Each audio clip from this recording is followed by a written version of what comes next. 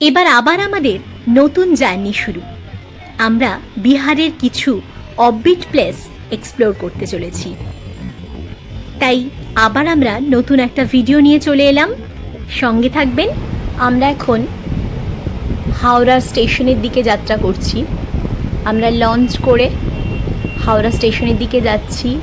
হাওড়া ব্রিজের তলা দিয়ে ভীষণ একটা এক্সাইটমেন্ট কাজ করছে, এত সুন্দর লাগছে। রাতের অন্ধকারে হাওড়া ব্রিজ দেখার মতো। এবার আমরা লঞ্চে করে একটু একটু করে পার হচ্ছি।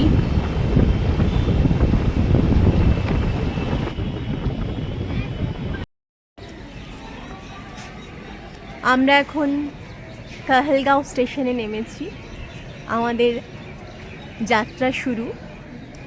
ভাগলপুর যাওয়ার আগে আমাদের প্রথম গন্তব্যস্থল কাহেলগাঁও। এখন ভোর 5টা মতো বাজে,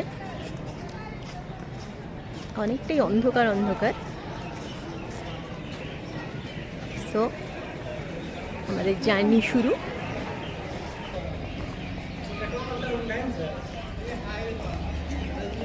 অনেকটাই প্ল্যাটফর্ম সুনসান, পুরো দেখা যাচ্ছে।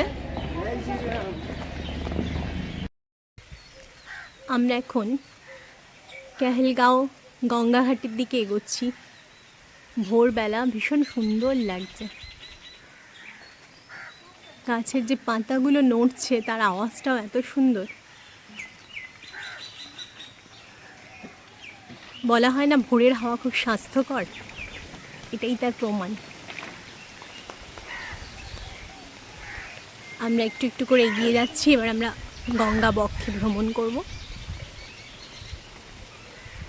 চলে এসেছি গঙ্গার ঘাটে। ওই যে আইল্যান্ডগুলো দেখা যাচ্ছে। হ্যালো।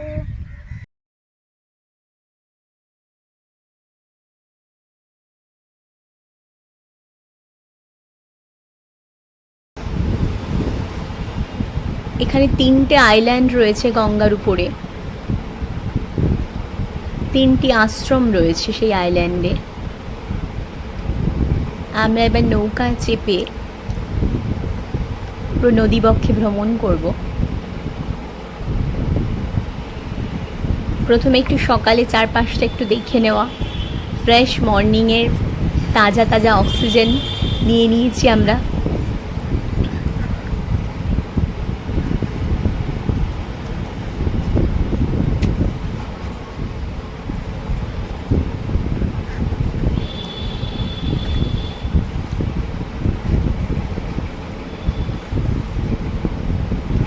এবার আমাদের যাত্রা শুরু। আইল্যান্ডের মধ্যে একটা শান্ত নীরবতা, একটা স্নিগ্ধ পরিবেশ, সকালবেলার একটা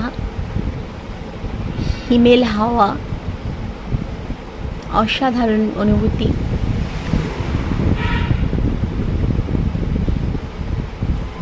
আমরা একটু একটু করে এগিয়ে যাচ্ছি আশ্রমের দিকে। এখানে 3টে আশ্রম আছে, একটা বাঙালি বা আশ্রম, একটা পাঞ্জাবি মুনির আশ্রম।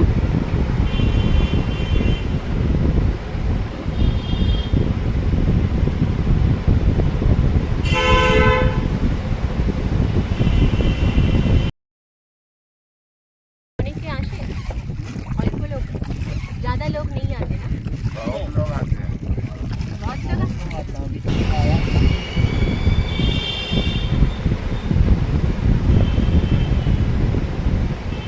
গঙ্গাবক্ষে সকালবেলা ভ্রমণের অভিজ্ঞতাই আলাদা।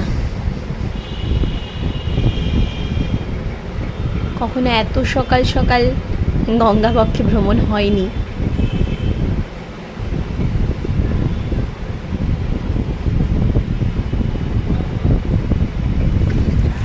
কাহেলগাঁও গ্রামটা খুবই সুন্দর একটা গ্রাম, ভীষণ শান্ত পরিবেশ।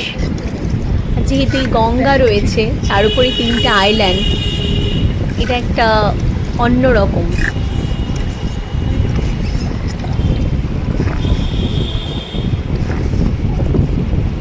সবে সূর্য উদিত হচ্ছে, আমরা দেখতে পাচ্ছি। সূর্য উদয়কালে আকাশের যে লাল আভা, সেটা যেন মনটাকে ভরিয়ে দেয়। এত সুন্দর একটা স্নিগ্ধ পরিবেশ। আমরা এবার আশ্রমের অনেকটাই কাছে চলে এসেছি।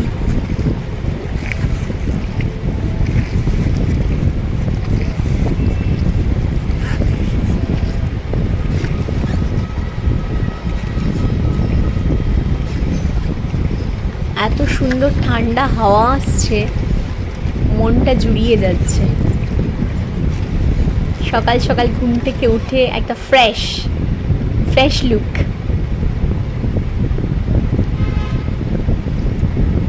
আমরা এখন শান্তি বাবা আশ্রমে প্রবেশ করছি। আশ্রমের ভেতরে ফটো তোলা নিষিদ্ধ, তো আমরা তাই বাইরে টুকুই তুলেছি।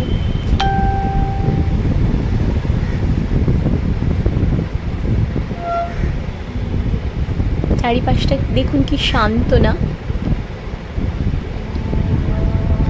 এবার আমরা একটু একটু করে সিঁড়িতে পা দিয়ে এগিয়ে চল।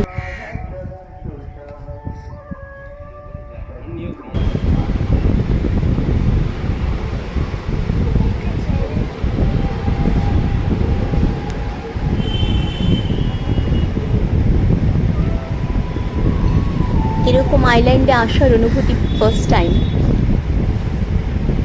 এটা হলো শান্তি বাবার আশ্রম। আমরা এক্ষুনি দেখে বেরোলাম। এবার আমরা যাচ্ছি পাঞ্জাবি বাবা আশ্রম আর বাঙালি বাবা আশ্রম। চারিদিকে ছোট ছোট পাহাড়, তিনটেই এই আশ্রম এখানে রয়েছে। কি অপূর্ব দৃশ্য, নীল আকাশ,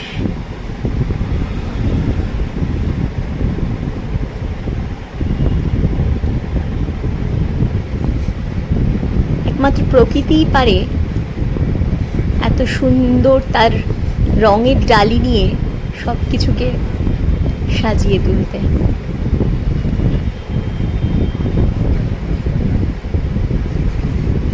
উপরে আকাশ, মাঝে পাহাড়, নিচে গঙ্গা।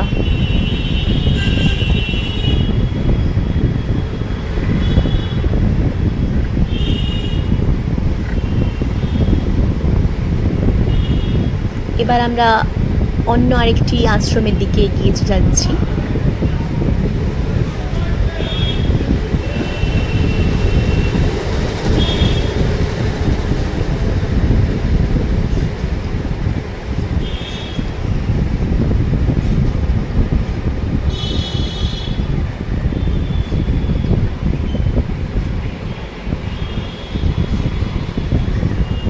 একটা কবিতার লাইন মনে পড়ে যাচ্ছে, শান্ত নদীটি পটে আঁকা ছবিটি।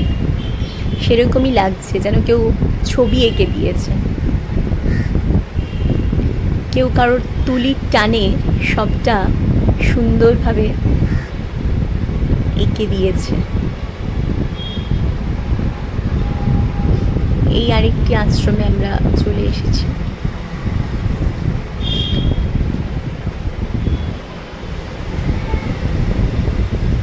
এখানে জলে অনেক মাছ আছে।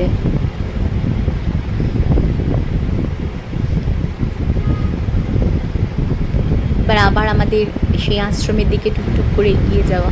এই তিনটে যে আশ্রম রয়েছে, এটা হলো তাদের সাধন স্থল। দেখুন, একজন বাঙালি সাধক তার সম্পূর্ণ মুখ ঢেকে এখানে সাধনা করছেন।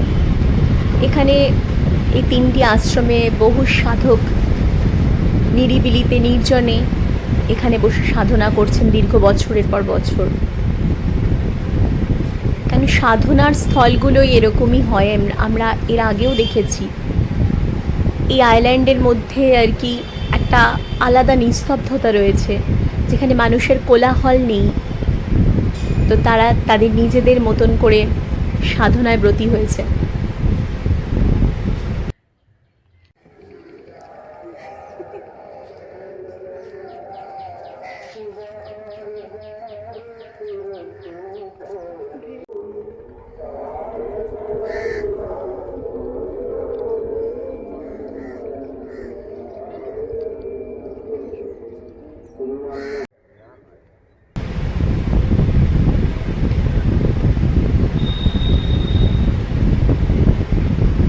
প্রকৃতি তার ডালি নিয়ে এসে হাজির এখানে।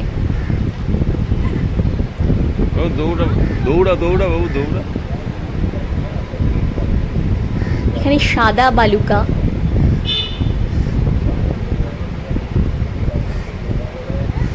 সাদা বালি, নীল আকাশ, নীল জল, অনেকটাই অন্যরকম।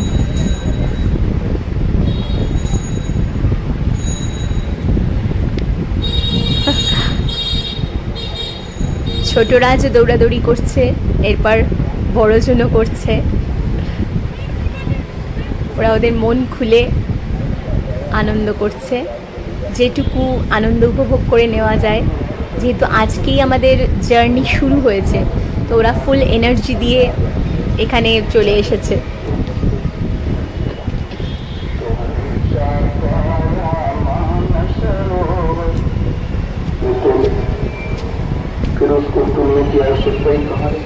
এটি আরেকটি আশ্রম, সেদিকে যাচ্ছি এগিয়ে।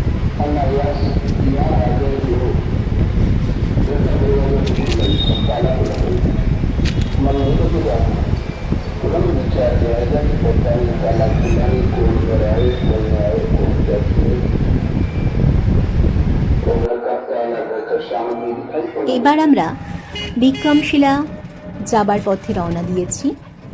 কাহালগাঁও থেকে বিক্রমশিলা যাবার পথে প্রাকৃতিক সৌন্দর্য অনবদ্য।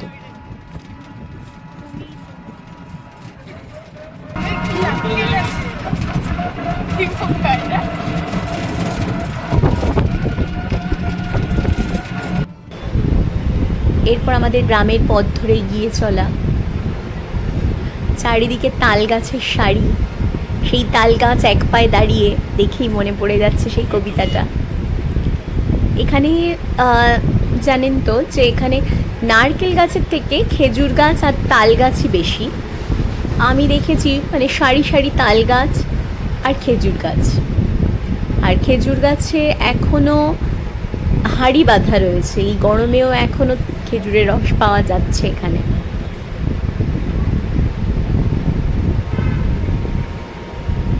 কি অপরূপ শোভা না!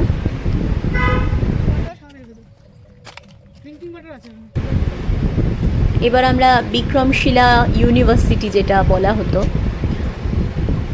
প্রাচীনকালে যে তিনটে ইউনিভার্সিটি ছিল, নালন্দা ইউনিভার্সিটি, বিক্রমশিলা ইউনিভার্সিটি আর আরেকটা হলো তক্ষশিলা ইউনিভার্সিটি। তো তক্ষশিলাটা মধ্যপ্রদেশে অবস্থিত, আর নালন্দা আর বিক্রমশিলা বিহার, মহাবিহার, এই দুটো বিহারের অন্তর্গত।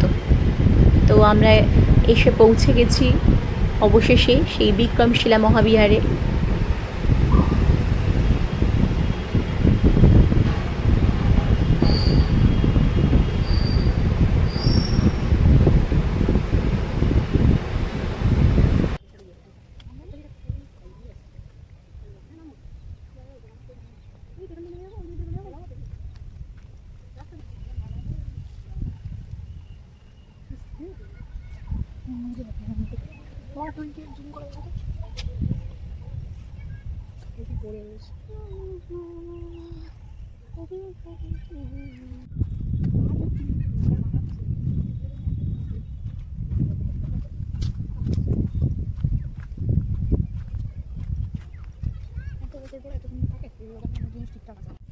এই হলো বিক্রমশিলা মহাবিহার। আগেই বলেছি যে বিক্রমশিলা মহাবিহার, নালন্দা মহাবিহার, আরেকটা হলো তক্ষশিলা মহাবিহার। তখনকার সময়ের এই তিনটে ইউনিভার্সিটি ছিল। তার মধ্যে এই বিক্রমশিলা মহাবিহারটা অষ্টম শতকের শেষ ভাগ থেকে নবম শতকের শুরু পর্যন্ত এটা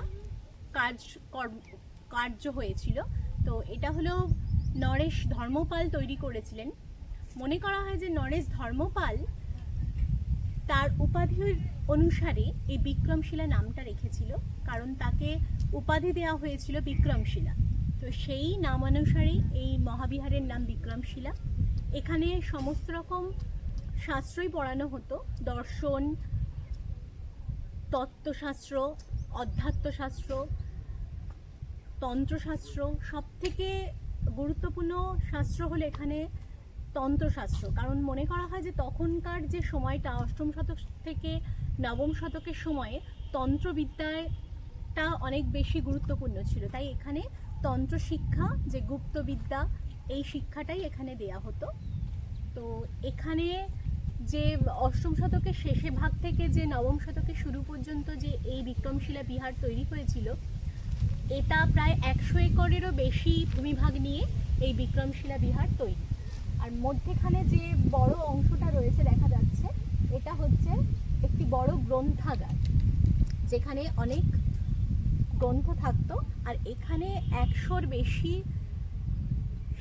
শিক্ষক ছিলেন, আর 1000-এর বেশি শিক্ষার্থী এখানে পঠন পাঠন করতেন। এবার আমরা আস্তে আস্তে বিক্রমশিলা বিহারের ভেতরে প্রবেশ করব। দেখা যাক যে বিক্রমশিলা মহাবিহারের ভেতরে কি কি আছে, আমরা একটু একটু করে আপনাদের সামনে তুলে ধরব। এই বিক্রমশিলা বিহারে এসে এক অদ্ভুত শিহরণ হচ্ছে সারা শরীরে। 1000 বছর আগে এই মহাবিহারে দেশ বিদেশ থেকে ছাত্ররা এসে পড়াশুনো করত। এখানে এই বিশাল এলাকা জুড়ে এই ইউনিভার্সিটিটা একদিন ছিল, ভাবলেই কেমন গায়ে কাটা দিয়ে ওঠে। এই বিক্রমশিলা মহাবিহারের আরেকটি বৈশিষ্ট্য হচ্ছে এখানে অনেক টেরাকোটার স্ট্রাকচার দেখতে পাওয়া যায়। এই মহাবিহারের সেন্ট্রাল পয়েন্টে রয়েছে বৌদ্ধ স্তূপ। এখানে টোটাল 6টি বিদ্যালয় ছিল। প্রতিটি বিদ্যালয়ে একটি করে গেট ও একজন প্রহরী থাকতেন। প্রত্যেক প্রহরী কিন্তু ছিলেন একজন পণ্ডিত। নতুন কোনো শিক্ষার্থী এলে তাকেই পণ্ডিতেরা প্রশ্ন করত জ্ঞান সংক্রান্ত বিষয় নিয়ে। সেই জ্ঞানের পরীক্ষা যদি উত্তীর্ণ হতে পারে, তবেই এই ইউনিভার্সিটিতে তারা প্রবেশ করতে পারত। অর্থাৎ তখনকার দিনেও এন্ট্রান্সের ব্যবস্থা ছিল। বাঙালি পণ্ডিত অতীশ দীপঙ্কর এই ইউনিভার্সিটিতেই 4 বছর উপাচার্য ছিলেন। এই বিক্রমশিলা ইউনিভার্সিটিটি 400 বছর রানিং ছিল। বখতিয়ার খিলজি যখন আক্রমণ করেছিলেন, তারপরেই এটি ধ্বংস হয়। তারপর আস্তে আস্তে কালের গভীরে চলে যায় এবং মাটির তলায় ধীরে ধীরে চাপা পড়ে যায়। বহু বছর পর তিব্বতীয়রা এইখানে খোদাই করে এই ইউনিভার্সিটি আবার উদ্ধার করে। আজ যে বিক্রমশিলা ইউনিভার্সিটিটি যেটুকু খনন কার্য হয়েছে, তা এই তিব্বতীয়দের জন্যই সম্ভব হয়েছে।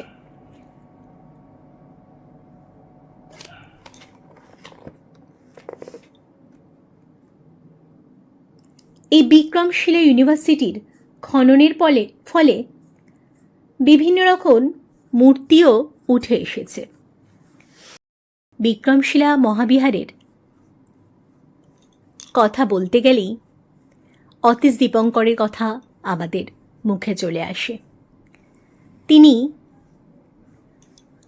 বৌদ্ধ ভাষার অনেক কিছুই বাংলাতে ট্রান্সলেট করেছিলেন। চলুন এবার বিক্রমশিলা মহাবিহারের চারপাশটা একটু ঘুরে দেখি।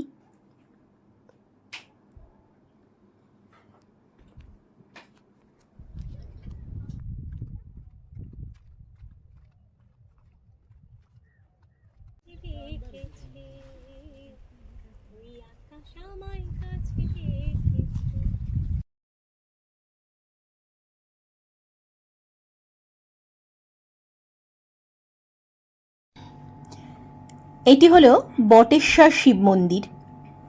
স্থানীয়দের কাছে এটি খুব জাগ্রত একটি মন্দির।